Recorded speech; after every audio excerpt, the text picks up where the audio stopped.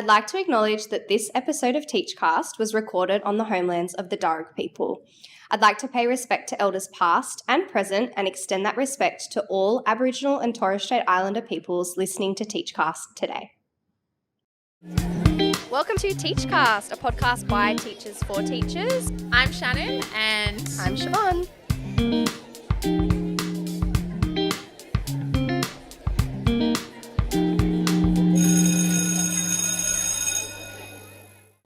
Hi everyone, welcome back to this episode of Teachcast. We are very excited because we are joined by a special guest today. But of course, as usual, you are joined by your host, myself, Shannon, and Siobhan is here with us today. Hello. And we're really excited to introduce to you today our special guest. You may know him from his famous YouTube channel, Mr. WooTube, but we know him as Eddie Woo, a mathematics expert and educational leader within the New South Wales Department of Education. Eddie has over 1 million YouTube subscribers on his channel and splits his time between providing curriculum support for the mathematics team within the Department of Education. Welcome to Teachcast, Eddie. Thanks, Siobhan. Shannon, thanks for having me. You're so welcome. I feel like we should cue the applause in there. Totally unnecessary. Kind of feels funny because, no one gets into teaching to be well known or for acclaim, that kind of thing. We do it because we love the kids. And it's sort of a delightful and charming thing that all of this kind of stuff that you've just referred to has happened along the side. I'm just very grateful. That's right. Well, of course, a little disclaimer, both of our mums know who you are, so I think you should be pretty chuffed with that. I apparently, for reasons I cannot fully comprehend, I'm really good with the over 60 female demographic. So thumbs up to them, I guess. We love that. Well, I think we'll start by a little warm-up today, just to welcome you to the couch, playing a little bit of a this or that teacher edition. So we'll see what you think in response to the questions, which is your preference. You might like both, you never know, or you might have a little story attached to either one. So feel free to answer in any way you like. The first question, and it's not related to teaching, but do you keep your Vegemite in the fridge or the pantry? This is a conversation of great consternation in my household. Across our family of 5, there is significant disagreement about it. I grew up not knowing that some people refrigerated, and I just kept it in the cupboard. And then when I learned, it's a thing, you pop it in the fridge, I was like, but then when I'm putting it on my toast, it's all hard and difficult to, so I'm a pantry person for my Vegemite. It's very serious. That's serious work. What are you? I'm actually a fridge. Yeah, I'm a fridge as well. You're outnumbered today, Eddie. I know. Yeah. And my daughter would be very happy that you're on that side of the camp. Respect to that. And we like to say, to our Teachcast audience that it's, it's a safe space for wherever you keep your condiments. Right, All right, next question, and a bit more high school related. Period 1, so first period of the day or last period of the day? Really depends on what for. Cognitive science tells me that if I'm learning something super intense, like differentiation by first principles, period 1 is definitely time to go for. But I will say that period 6, in general, I have more memorable stories, both as a student and as a teacher from period 6. I'll never forget that through years 9, 10, 11, and 12, I studied drama at school. And often it was during the last periods of the day, certainly after lunch, and your brain is kind of done for the day. But there's a whole other part of you that comes alive when you're like, all right, I'm on stage, I'm trying to inhabit a character. And those are some of the most memorable experiences I have from back when I was a kid. So I'm not supposed to stay on the fence, but I guess having just given that answer, let's go period 6. Yeah, I like that. I like that. I'm definitely a morning, first thing in the morning, especially I'm a primary school teacher. So I felt like my class was the most settled when they would come in the morning. And I think, that comes down to your routines that you put into place as well. But I would agree with you that I have the most stories in the back pocket from my school did lunch at 11 a.m. and recess in the afternoon, so the shorter break in the afternoon. So the last period was also, they didn't have as much time running around on the playground when they'd come in, but they'd always have some lovely tales for me, which was lots of fun. Absolutely. I think the best answer I can give to that question is Do you know what the room smells like in the last period of the day with Look, with the kids fresh off the playground? I mean, Yeah. I teach adolescent boys, right? Yeah. So if we're talking about smell, I mean, now that you specified, I'm like, okay, definitely the earlier the better. Though it's kind of, I think when you mentioned period 1 and period 6, my brain also goes to period 0 and period 7. And I've taught both of those having taken like mathematics Senior extension classes, subjects, which yeah. often fall outside the timetable. And, they each have their charming things, but, when it's the dead of winter, when it is dark, when you're walking in at 7:30, which is when Yeah. period 0 starts at my school, Yeah. Wow. there's that challenge versus, I know there's something emotional and sharp that gets touched inside your soul when you're watching all of your friends walk home and catch buses and you're like, I'm still here for another Bye, hour and a half. everyone. Yeah, that's right. It was good knowing you so long. So. We love that. What about canteen duty or bus duty? I actually will start this answer by saying yes, because I actually love playground duty of all kinds. I remember when I was an early career teacher, just like surveying other teachers and their own attitudes to different parts of the job, and it seemed to me that most of them weren't huge fans of playground duty.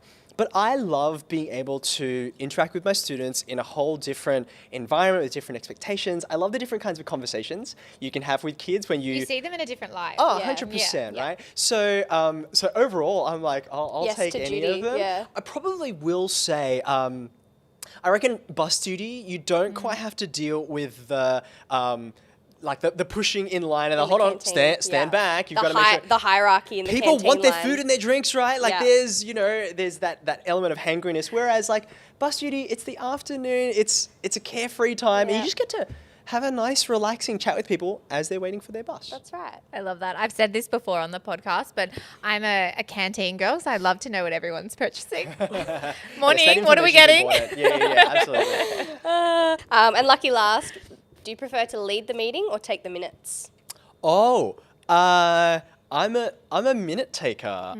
In fact, it's one of the funny things is my current role, I usually am the person who leads the meeting, but for two reasons I love taking minutes. Number one, when I was younger, like 7, 8 years old, I distinctly remember my mum saying to me, oh, it's such a shame that you and your generation, you're not going to have good handwriting. Like my mum's, 45 or 50 years at this point, and she was very proud of, having beautiful legible handwriting. And she said, you guys, you're all just growing up on keyboards. It's not going to be the same for you. And for some reason, 7 or 8 year old me just like drew a line in the sand and was like, no.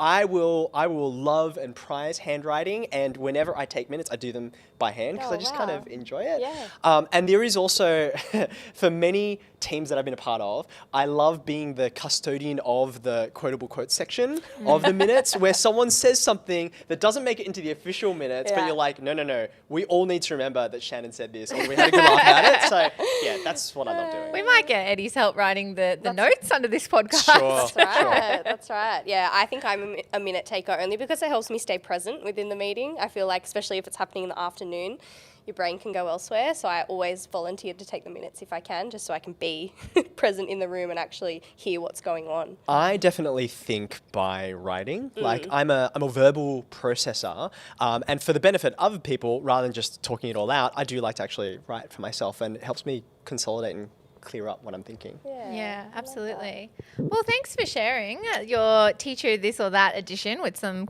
condiments thrown in there for good measure.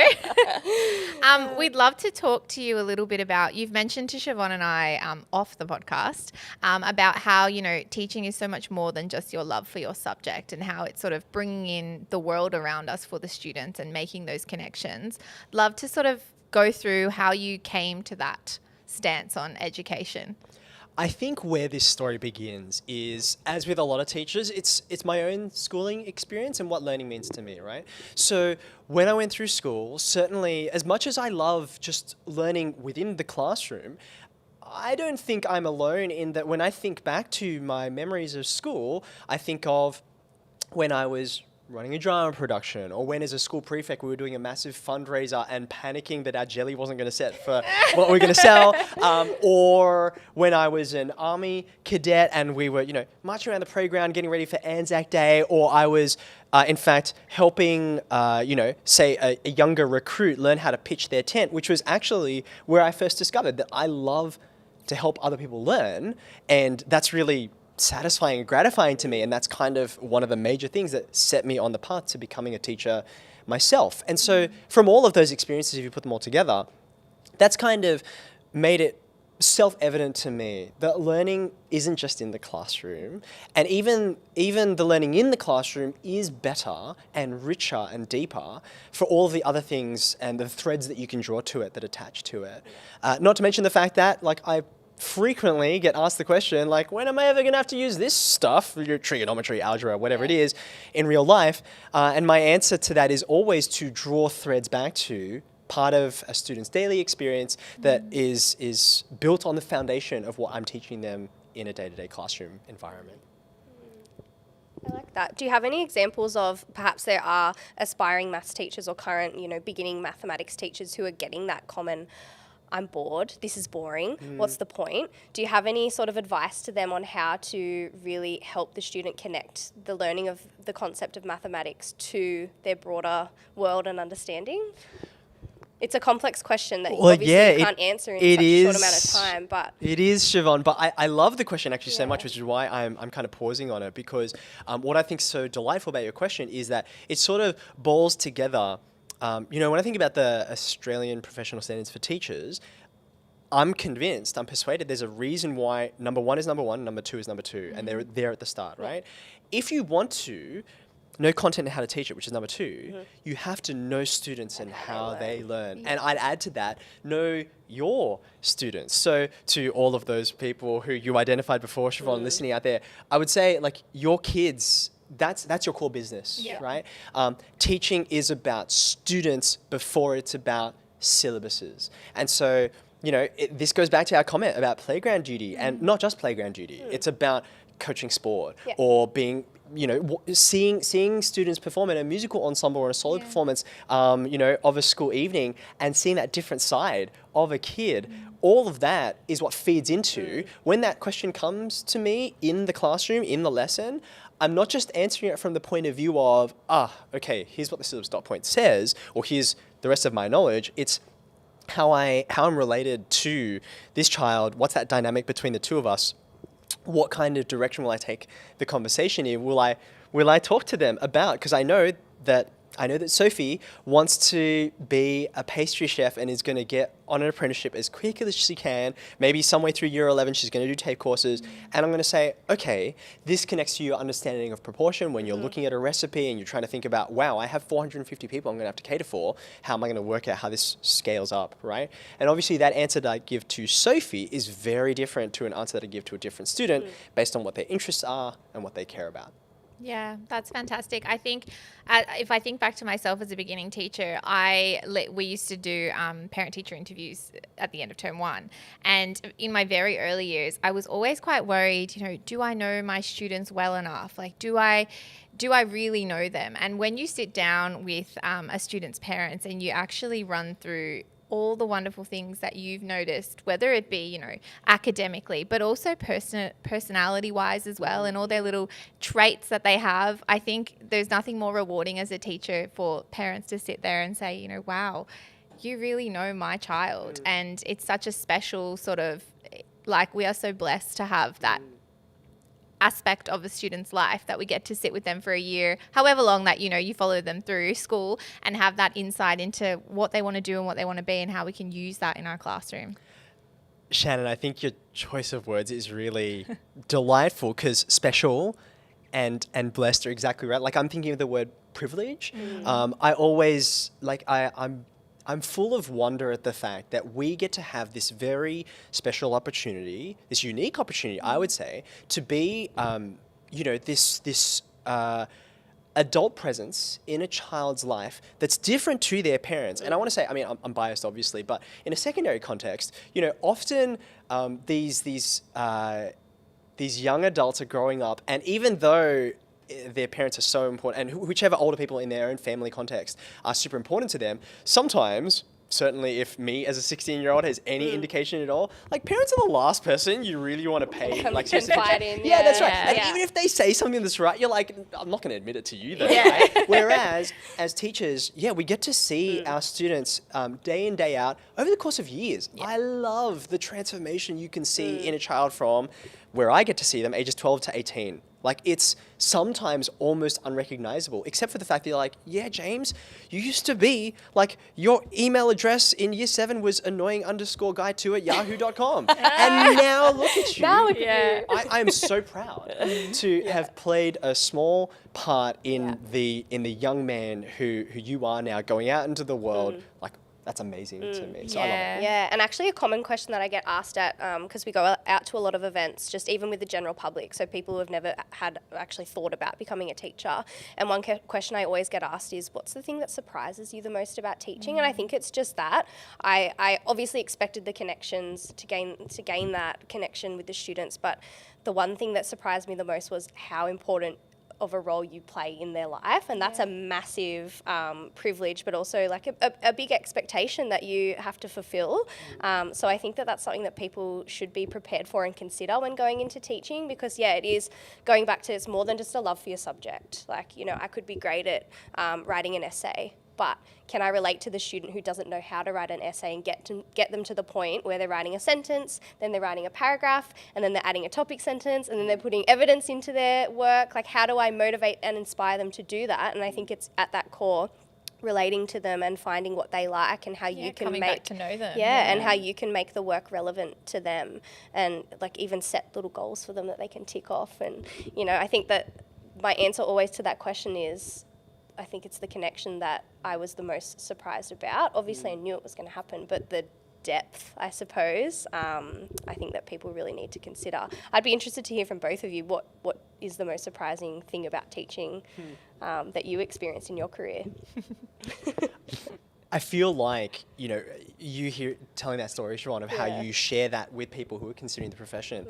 Reminds me of the fact that I, as part of my role outside of the department, I actually also work at the University of Sydney. I work there part-time to train pre-service teachers. And that's a huge privilege. And I love that, like, that's where I studied to become a teacher. So there's kind of this weird, like full circle thing, which is really delightful. But I know that the story you just shared reminds me of, I sometimes get to talk to pre-service teachers when they've finished their first prac, which is a really emotional experience, right? Like, it's quite intimidating.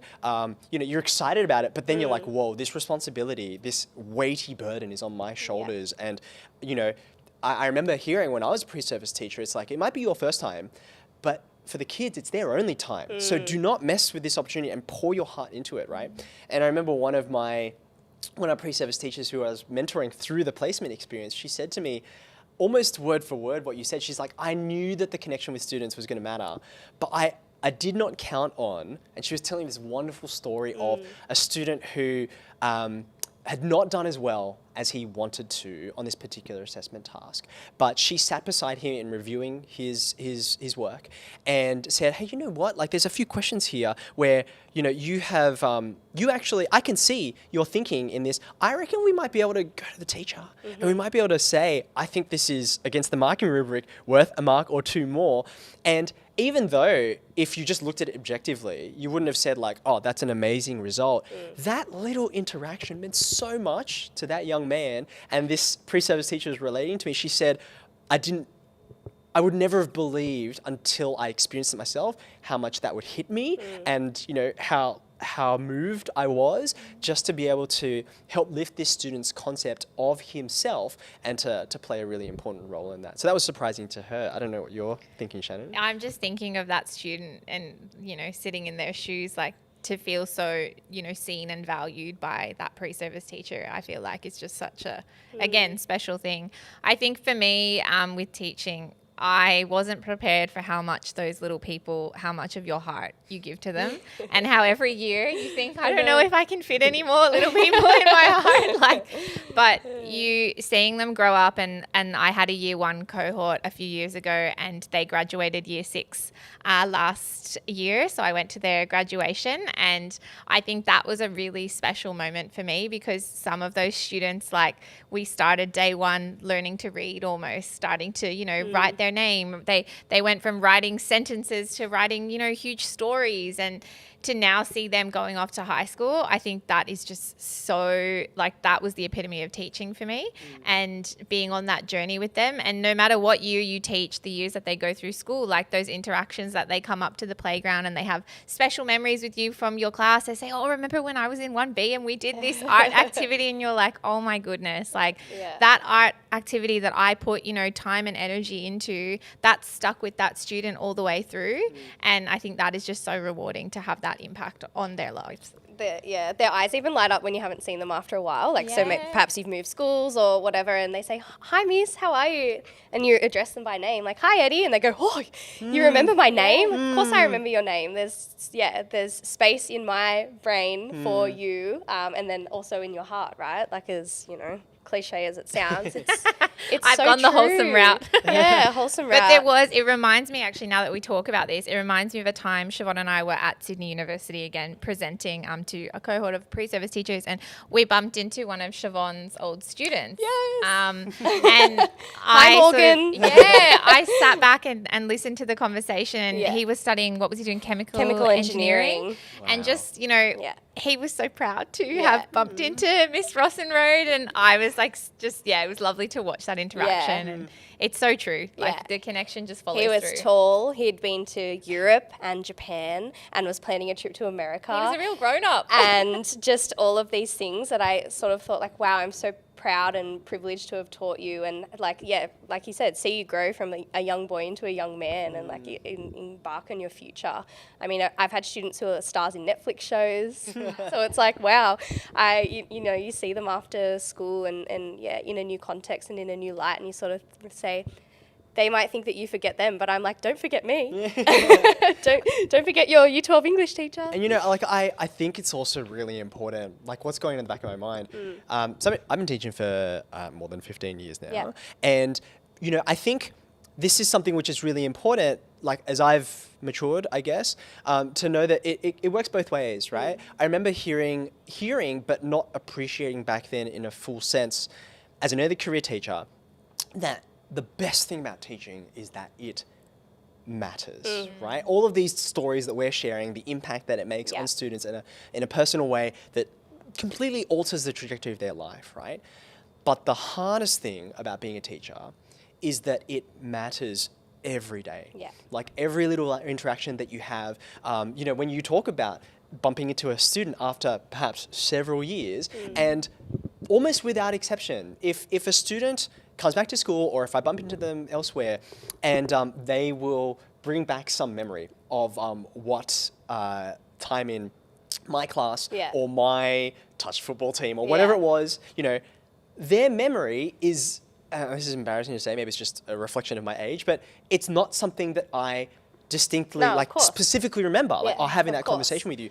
But it had an enormous impact on them. And it's kind of like, wow, every word that I say carries with it this weight and this opportunity.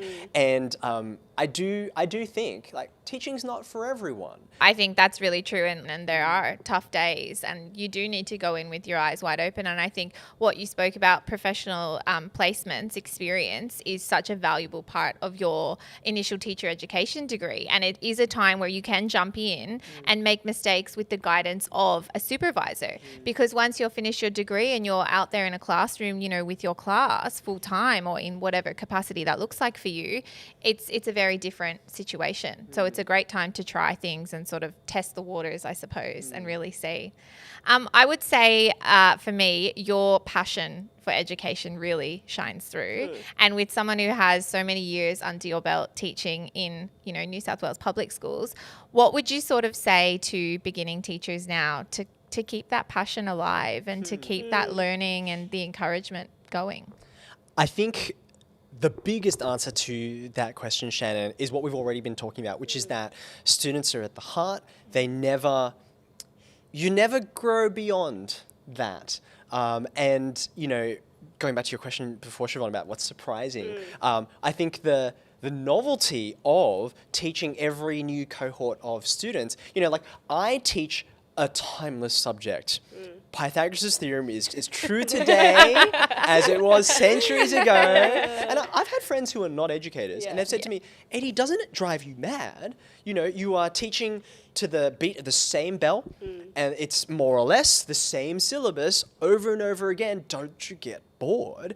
And I've always said, but I think I've struggled to convey in the fullest sense, it's like, no, when you have that new group of personalities walk into that room at the start of every year. Completely different. That's right. Yeah. So that's got to be the first and biggest answer, even though we've already talked about it. Yeah. I will say, in addition to that, you know, over the course of 15 years, I have loved that it's not just that I love helping other people learn, but that I enjoy learning myself. I remember I want to say it was after my first month of full-time work. And a friend of mine at church, he said, hey man, I know you've just started up. How are you faring? And I said to him in a kind of sleep-deprived daze, I said, I am exhausted, but I love this work and I'm really enjoying it. And I'm finding, you know, meaning and purpose in what I do, which is what everyone hopes for in their work, right?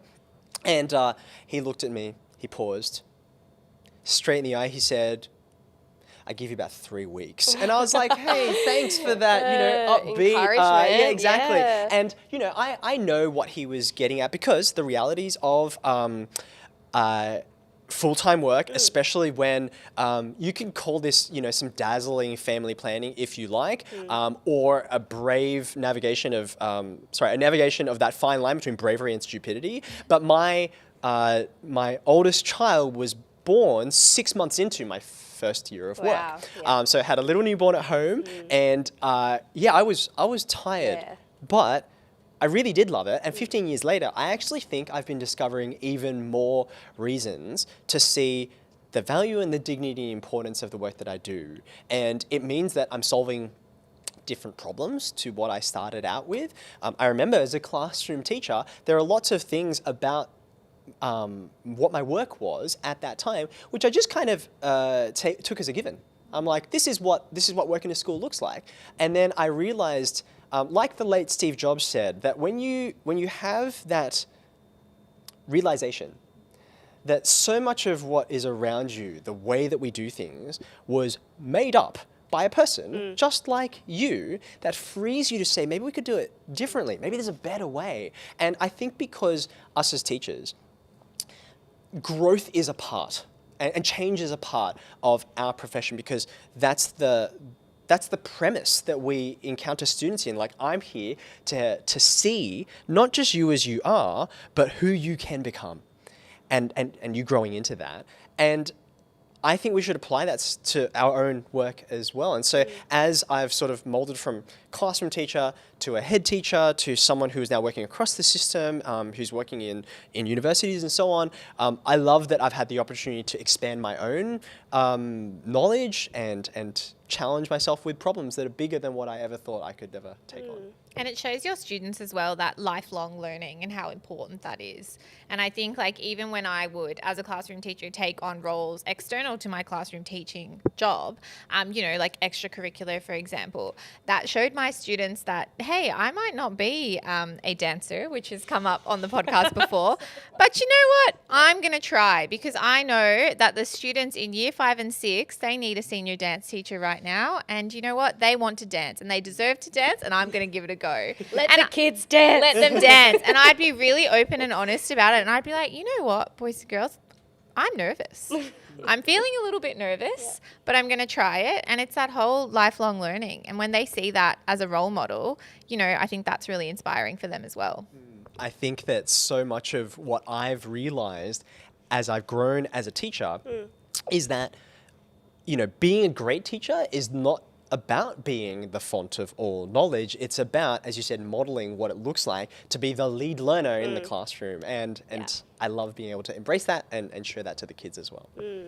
You mentioned a lot of the roles that you've like taken on throughout your career. I'd be interested to hear about how those opportunities came by for you. I feel like sometimes, did you work with a goal in mind, like I would like to be a head teacher of mathematics, or did it sort of fall into your lap and that's where your journey took you? I'd be interested to hear, and even now with the mathematics leadership and growth, just be interested to hear how your career sort of progressed in that way and what that path looked like for you. This is a dangerous question to ask, Siobhan, because I'm pretty sure your podcast is less than 4 hours long. So I'll do my best. Can you summarize your 15-year career for me in 3 minutes? I can definitely answer. Start the timer. I can answer the thrust of your question pretty quickly, which is to say that I would love to take credit for having had a strategic plan and mapping out my outcomes for the next 5 to 10 years, and then just kind of taking the stepping stones toward that. I have friends who I deeply respect and colleagues who I deeply respect who have done exactly that. I haven't. I would say that two kinds of things have driven me. In terms of moving forward, they've been the problems I've encountered and the opportunities that in the vast majority of cases, I've not gone looking for, but they've presented themselves and I thought, okay, this is a risk. Yeah. I'm going to give it a whirl, you know, because I've become more and more convinced the further I go through my career that if you wait until you're ready, you're never ready. you'll never go. And It applies to outside of your career, like. 100%. Right? That's just life, right? And I'm pretty sure it's in. This is going to out me a little bit as a total geek, in case that was in any doubt up until this point. But toward the end of Spider-Man Into the Spider-Verse, Miles Morales says to his mentor, you know, like, how will I know when I'm ready? And his Peter B. Parker says, you won't. You've got to take that leap of faith. So the problems and opportunities, let's just talk about those, right? So I remember as a classroom teacher, and I sort of referred to this just briefly before, I remember becoming dissatisfied with, okay, I know that as a maths teacher, my students gain most of their concept about themselves, like what kind of a maths student am I, based on their big formal assessment tasks, their exams. And I realized after the 150th time that I wrote in a report comment, this result does not reflect Shannon's true ability in this subject. She is a creative and collaborative mathematician. I feel like I had that exact same comment on my own maths report. For sure. And I also felt that myself. I am I sort of modeled my way through a lot of my own schooling. One of the problems was that, it sounds like such a stupid thing to admit, but I was in that generation where when I was first learning to write, my teacher said to me, okay, pick up a pencil and just hold it however you like, whatever way feels natural. And I did not discover until my own children were learning to write that way I learned to write was the wrong way. And it just makes my hand automatically cramp anytime I'm writing anything more than a paragraph. So I've always gone through exams and assessment tasks and not ever done as well as what I felt like I was actually capable of. And as a teacher, I started to realize, wait a second, I'm the one creating the structures that students are entering into that give them a sense of, I passed this, or I did poorly, or whatever, right? And I thought, how do I change this? How do I do this? How do I craft assessment tasks for my students, given that this is so important to their concept of themselves, that do a better job of highlighting their own strengths, pointing out their weaknesses so they can work on them, not so they can judge themselves, right? And I realized that a lot of that, as a classroom teacher, I could do things in my own class, but I was like, oh no, the biggest stuff, the stuff that goes across the grade, I don't make decisions about that. That's at a level above me. And so I thought to myself, is there a way, could I take on those skills in a way that I could have that impact across students? It would mean I'd have to take like a gentle step back. A head teacher in a secondary school teaches one less class than a normal classroom teacher. And I was like, is that a price that I'm willing to pay? And more I thought, to reach a wider audience. This is a problem we're solving, right? So that was kind of probably what launched myself into leadership for the first time. It was also the fact that, again, speaking of problems, it was my principal actually who pushed me, and she said to me, she actually brought an ad to me for a head teacher position in another school. And she said, have you considered something like this? And I was like, I don't know. I don't know if I'm ready. I haven't had opportunities relieving as this, that, the other. And she said to me, Eddie, if you don't go for this, do you know what will happen? And I said, no, Megan, but I think you're going to tell me. And she said, given what the landscape is like amongst people who are going for positions like this is like more than 10 years ago, she said, someone without your skills and expertise is going to go for this position, they'll get it, and the people who will suffer are the kids. You can do this job. I know you don't think that you can, but you can. You still got a lot of growing to do, but it's time to put on your big boy pants and give it a go, right? Step onto that steep part of the learning curve again, because, you know, I'd gotten to this point where as a classroom teacher, I was like, cool, I know what I'm doing now. I feel comfortable, not in a bored way, but in a... But you found your feet. Right. And I was like, do I have to step away from this place of certainty? And she said, in no uncertain terms, yeah, you should. You actually have a moral responsibility for it, right? So that was me sensing problems, realizing, okay, who's going to do something about this? Looking around, and I'm like...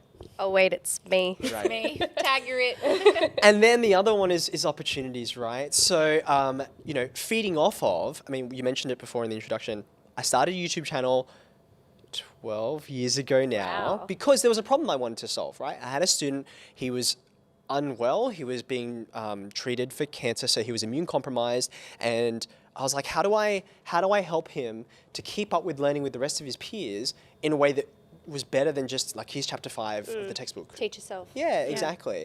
That's where my YouTube channel was born, but that led to opportunities that I would never have dreamed of. You know, I remember when I got an email from a producer from the ABC who said, would you like to be part of this episode of Play School that's all about mathematics? And like, I'm at the point now where I get, like, we all get lots of spam, right? We all get lots of emails where we're like, this is... Is this real? You're not really got like this kind of like, I didn't really win $1 million in this thing. Like, let's just send this straight to archive. And I was like, this isn't real. So I just ignored it. And then a week later, the producer emailed me back again. It's like, did you get that email? Hello, I was like, oh Eddie. no, this is a real person.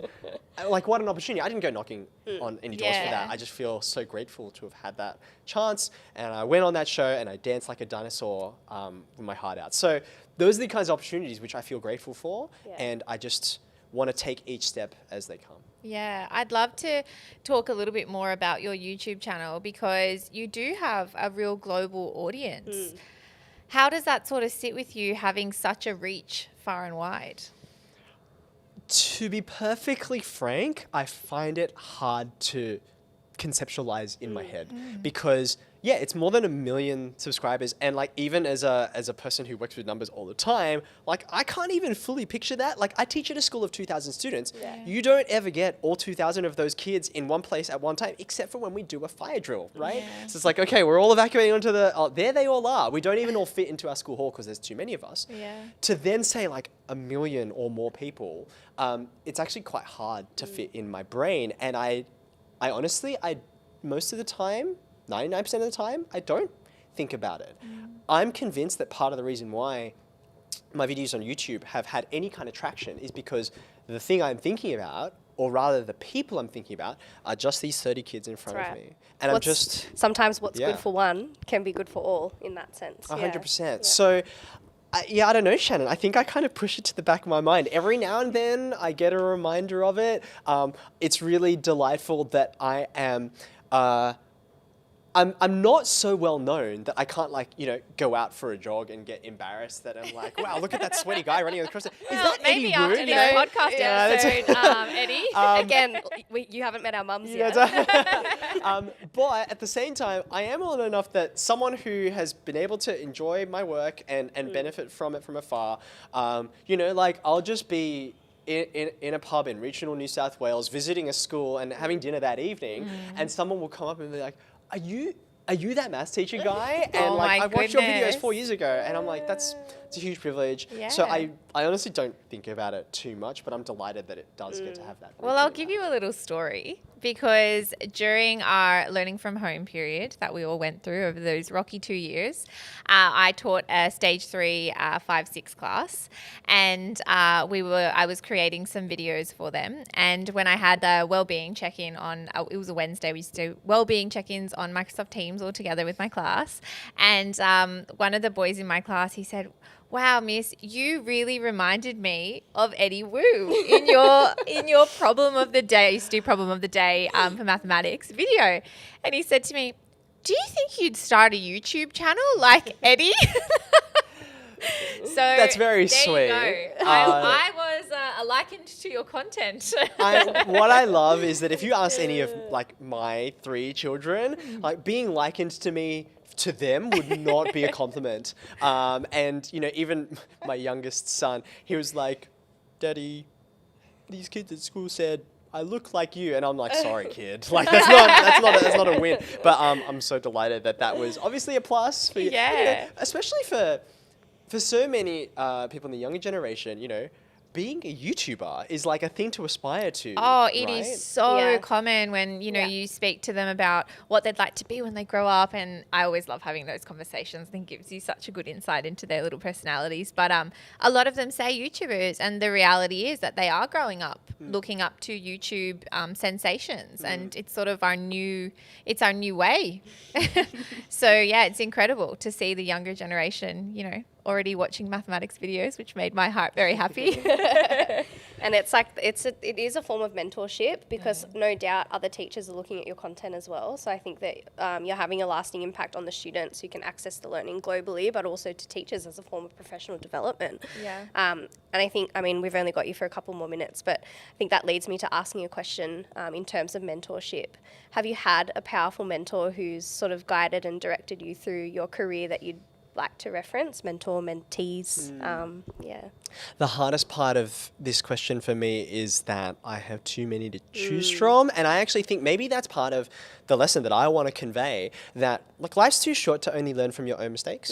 You have to have the humility to learn from the wide range of experiences of all the people around you.